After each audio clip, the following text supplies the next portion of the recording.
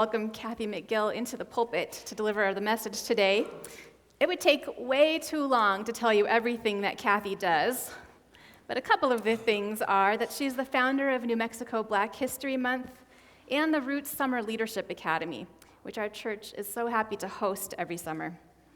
She's a leader in dismantling racism and teaching multiculturalism. She's an amazing singer, as you just saw, and she's been our musical guest many times over the years, and this is at least the second time she's visited as pulpit guest. Kathy is a friend of mine, and I couldn't imagine a better person to share the pulpit with on this inauguration weekend. Welcome, Kathy.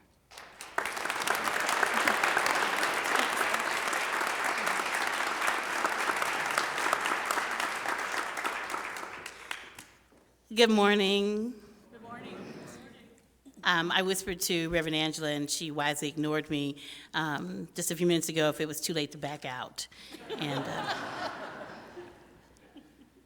But I'm blown away every time I get an opportunity to stand here before you, because I know that this is a sacred space, and you value it very highly. So I thank you for allowing me to be here. To Reverend Christine and to Reverend Angela, I thank you for being the strong leaders that we need to make a difference in this land. I love and cherish the relationship that I have built with both of you and with the staff and other members of this church, especially Susan Peck, who's doing such a fabulous job with the choir. Give her a hand.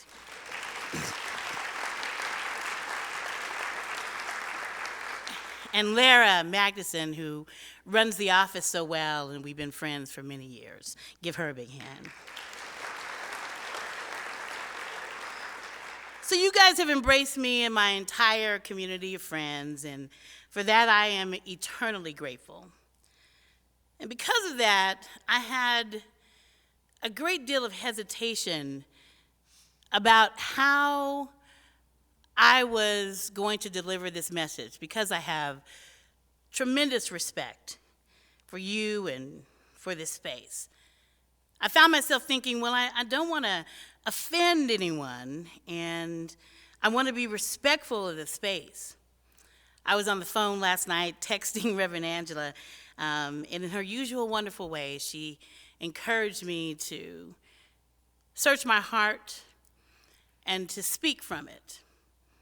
And so, with that permission, and I pray your indulgence, I would like to tell my story.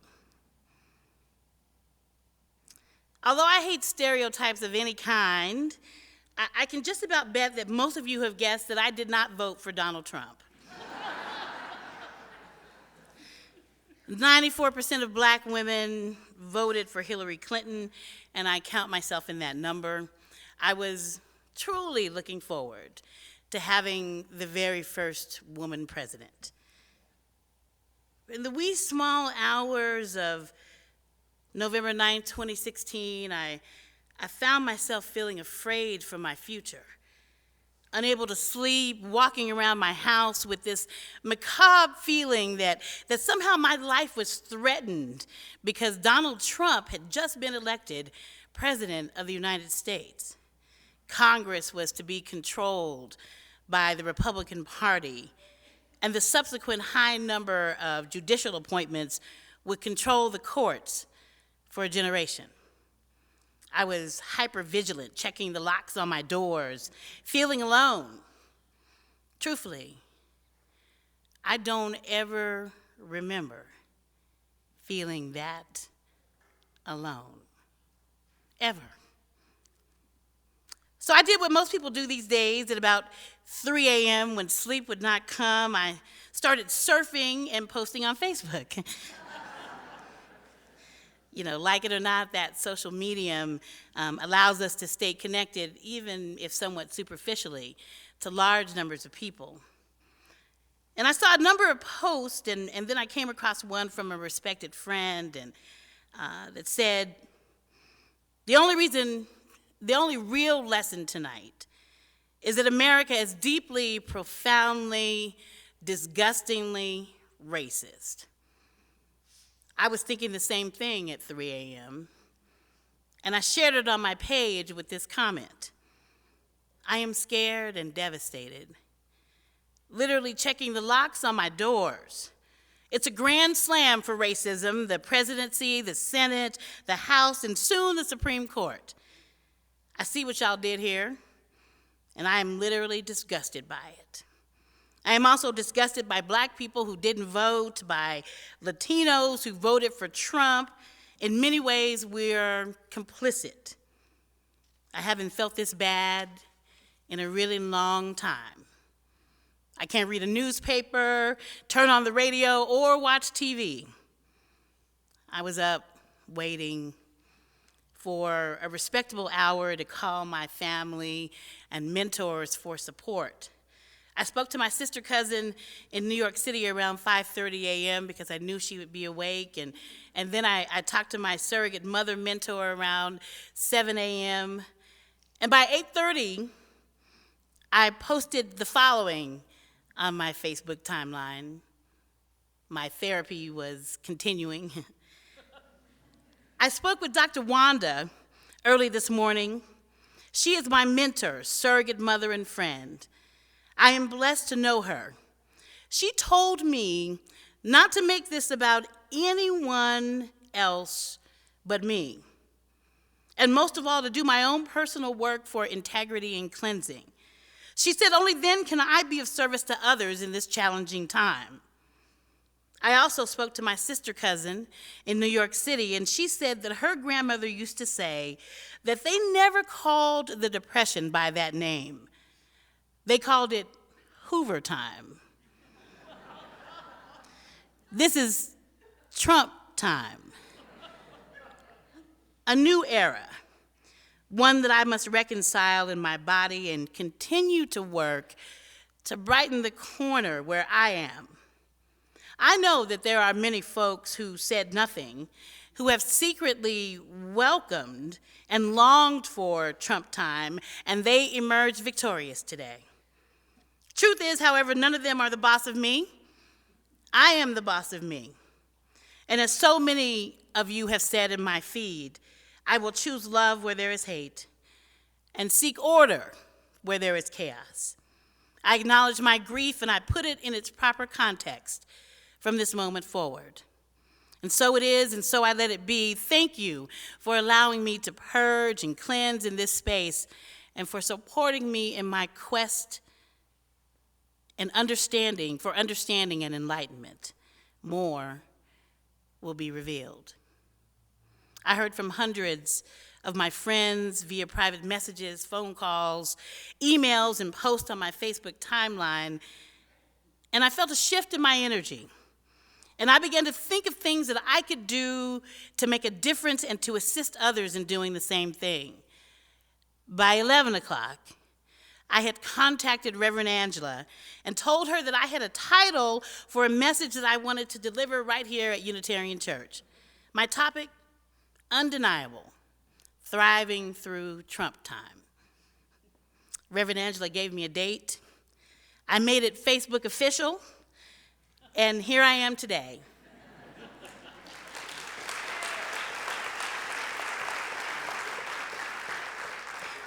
Undeniable, thriving through Trump time. What in the world does that mean? I should point out, when I expressed my devastation regarding a Trump presidency, one of my Facebook friends wrote, I felt the same way when Obama was elected. While we obviously differ in our assessment of the Obama presidency, I realized that she had a right to those feelings. For the past 8 years, while I was elated to see the first Black family in the White House, my Facebook acquaintance, and I'm sure many more like her, felt a sense of devastation. They felt left out of the political process and afraid for their future, the same way I felt in the wee small hours of November 9th, 2016. Where, I wondered, is the common ground for us as a people? How can we reconcile our divergent views and create a world that works for everyone. I hearkened back to my conversation with my mentor, and I realized that the only way to achieve the peace and harmony that I believe we all want in the world is to focus on our own personal development. As Dr. Wanda says, and I can even hear her saying it, Kathy, you got to do your personal work, girl, and establish certain basic ground rules that are immutable. Politics, as we all know, is a blood sport, and everyone and everything is fair game. And so we have to learn to separate our politics from our personal quest for peace and harmony. If we are seeking a sense of personal equilibrium, and I know I am, there are certain things that are required and remain true no matter who is president, no matter who is in Congress, no matter who the judges are in our court system.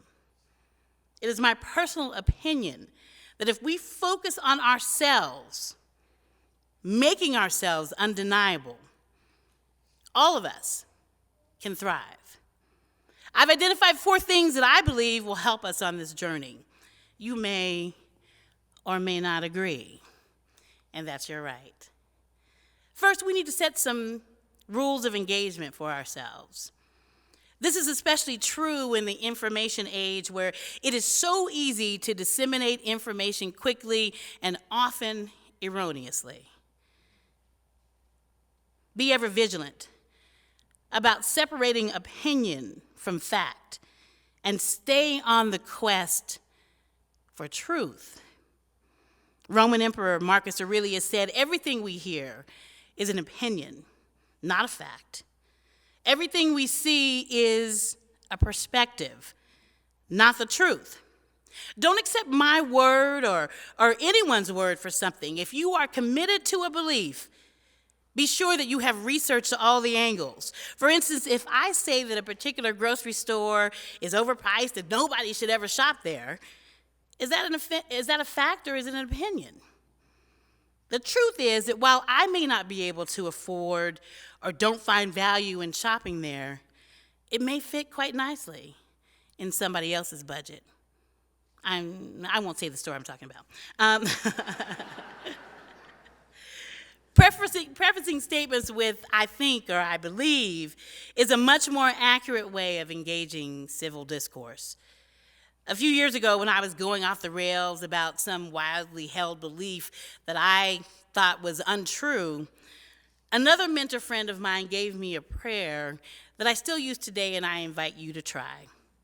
The prayer is, "May the truth be revealed, may it be seen and acted upon." Now, I must admit that I regularly fall short of this mark, and if you know me or if you've read my Facebook page, you know that. But I commit to you today that I intend, because I want to be undeniable, to do better in the future. Second, observe without judgment. According to Jiddu Krishnamurti, the ability to observe without evaluating is the highest form of intelligence. Every time I read that quote, I feel pretty stupid because I find myself being so judgmental about everything. Especially in politics, we are assigning a sinister motive to everything that someone does from the other side of the aisle. This is a tough one, but I'm going to work on it, and I invite you to do the same. When we are able to detach our egos from any given situation, it opens up the possibilities. As Mother Teresa said, if you judge people, you have no time to love them. So how do I apply this to my everyday life? How do I apply it to the things that are happening in Washington? Does it preclude me from action? Am I to sit passively and allow things to take their course without attempting to make change? Absolutely not. Case in point, I believe investing in public education is the most beneficial way to ensure that all children have access to quality learning.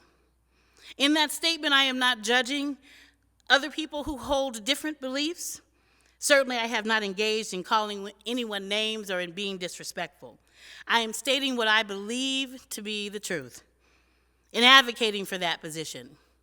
The onus would be on me to assemble facts, things that I could substantiate with data, and then to engage in the process of educating, informing, and advocating that public education be protected in our government. If I am to observe and act without judgment, I am not allowed to engage in name-calling and labeling of those who have divergent viewpoints. I have to trust then in the democratic process to do what is right and what supports the public good. And while I acknowledge the system has let us down on so many occasions, if we are to succeed, we must continue to believe in democracy. Third, channel Pollyanna Whittier by seeking to find the good in every person and every situation. Pollyanna has been the butt of so many jokes, but you know what? I think the girl had a point. The young girl goes around her little town trying to get everyone to play the glad game, a game she learned from her father one Christmas when she expects a beautiful doll under the Christmas tree, and she winds up getting a pair of crutches. Her father invented the game on the spot that Christmas and told her that she could be glad that she didn't have to use the crutches, right? In other words, that she could find some good in the situation, even if it was horrible, that there was something good in it. Disney eventually made the story into a movie and used the following trailer.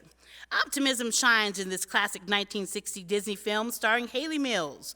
When the newly orphaned Pollyanna comes to live with her wealthy aunt in Harrington Town, life looks promising. Despite her aunt's insistence on propriety and modesty, Pollyanna's cheerful attitude and optimistic ways spread throughout the town, converting even a cantankerous recluse and a whining hypochondriac. Only Aunt Polly has trouble welcoming her young niece into her heart. In a clash between the townspeople and Aunt Polly over local politics, it's Pollyanna's influence that helps individual townspeople find the inner strength to stand up for their own beliefs. When Pollyanna is involved in a serious accident, Aunt Polly finally realizes how much she loves her niece. Can Aunt Polly and the entire town somehow restore Polly's optimism and ensure full recovery?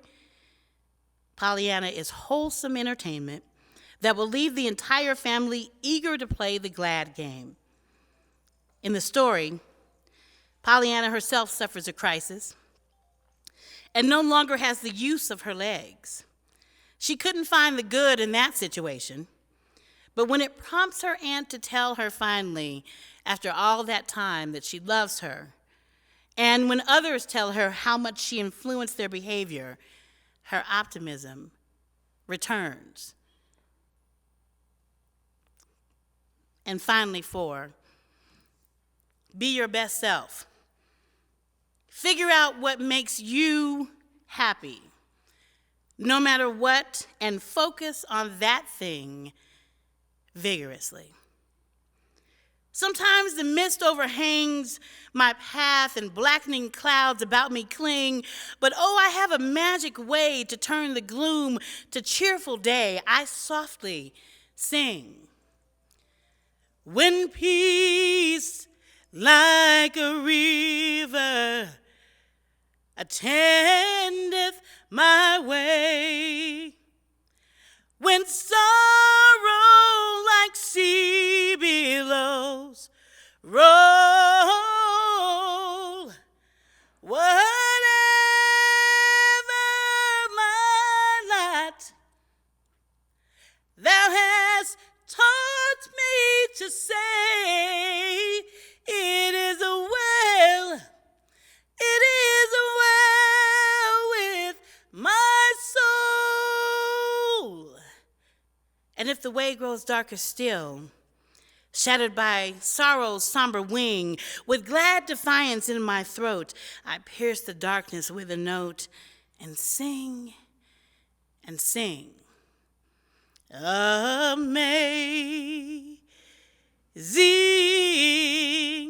grace, how sweet the sound that saved and set me free. I was lost, but now I'm found. Was blind, but now I see. I brood not over the broken past, nor dread whatever time may bring. No nights are dark, no days are long, while in my heart there swells a song, and I can sing. I learned a long time ago that I sing and I perform because it is something that I could not do. It is a part of who I am as a person, so I need to do it. But in recent years, I've moved away from finishing my next CD and writing music and touring, and I found that my life is smaller, that it's narrower. I feel less happy. I feel less fulfilled. I'm focused more on judging other people and not concentrating on being my best self. And in order to be undeniable, I am required to be my best self. Think about it. Do you have a book in you that's waiting to be written? Is there something that you're passionate about that you want to gift to the world that you just haven't made time for? How much time are you spending on it? Or are you like me, feeling like there's a huge part of your life that you're missing and that time is rushing by? I don't know. Maybe I'm the only one. But maybe not. I know that if you will get up every day, suit up and show up, focusing on being the best you that you can be, showing up with a desire to seek the truth, to observe your surroundings without judgment, and to find the good in every situation. There is nothing and no one that can stop me, and there is nothing and no one that can stop you. I will be undeniable, and thriving will be the only possible result for me, and it will be the only possible result for you. We need to talk to that guy.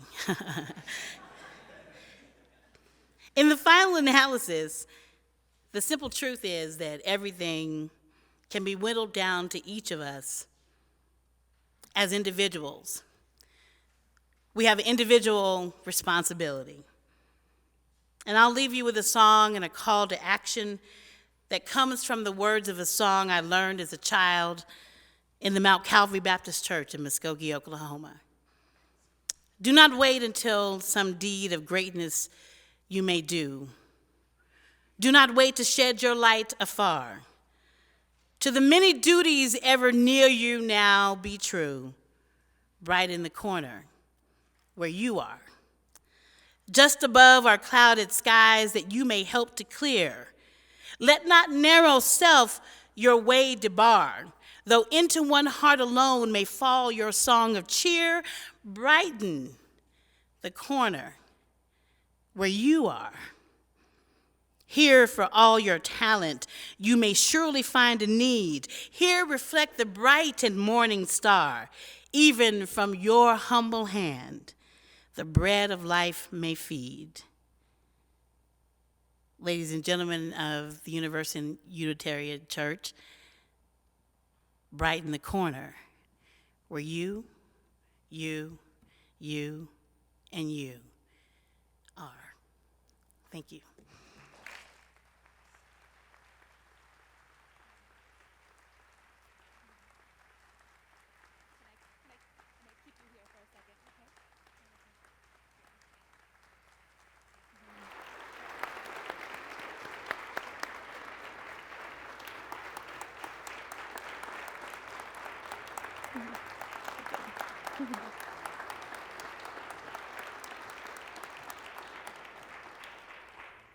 Well deserved.